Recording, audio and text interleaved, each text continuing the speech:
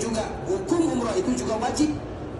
Maka disebut dengan haji Islam atau disebut dengan umrah Islam. Artinya haji yang pertama dan umrah yang pertama.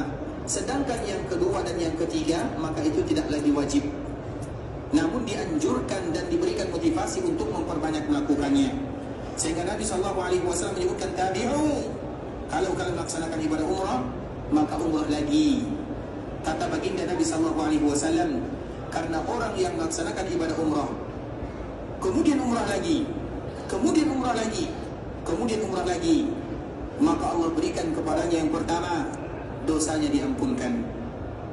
Dan yang kedua, dihilangkan kemiskinan dan kefakiran dari dirinya. Artinya orang yang selalu dan sering melaksanakan ibadah umrah dan haji, maka mereka tidak akan pernah fakir. Coba kita perhatikan mana kaum muslimin yang mereka fakir, miskin ketika mereka melaksanakan ibadah haji dan umrah. Tidak ada. Karena memang itu merupakan di antara hadis Nabi SAW, kalau haji dan umrahnya untuk Allah Subhanahu wa Ta'ala.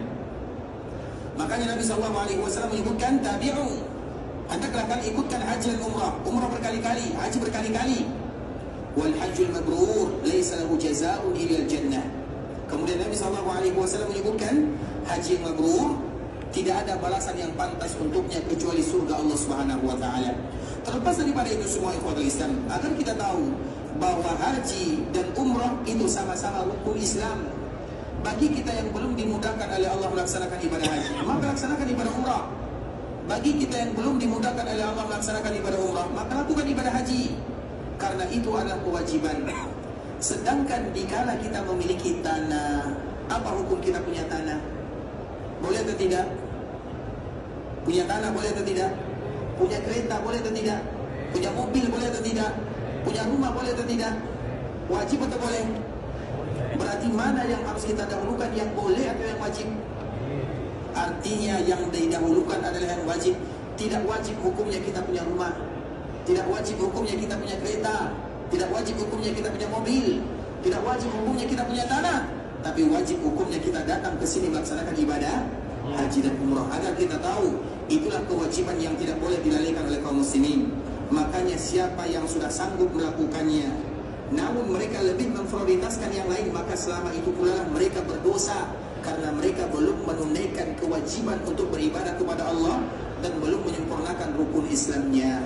Oleh karena itu, ikhwatul Islam, nanti kalau kita sudah pulang ke kampung halaman, lihat kawan-kawan yang sudah punya mobil, punya kereta, kamu sudah haji atau umrah atau belum? Kemudian katakan kalau dia belum haji atau umrah, kamu berdosa sampai kamu laksanakan ibadah haji dan karena tidak wajib. Sehingga esoknya dia akan jual keretanya, dia akan daftar untuk melaksanakan ibadah haji dan umrah.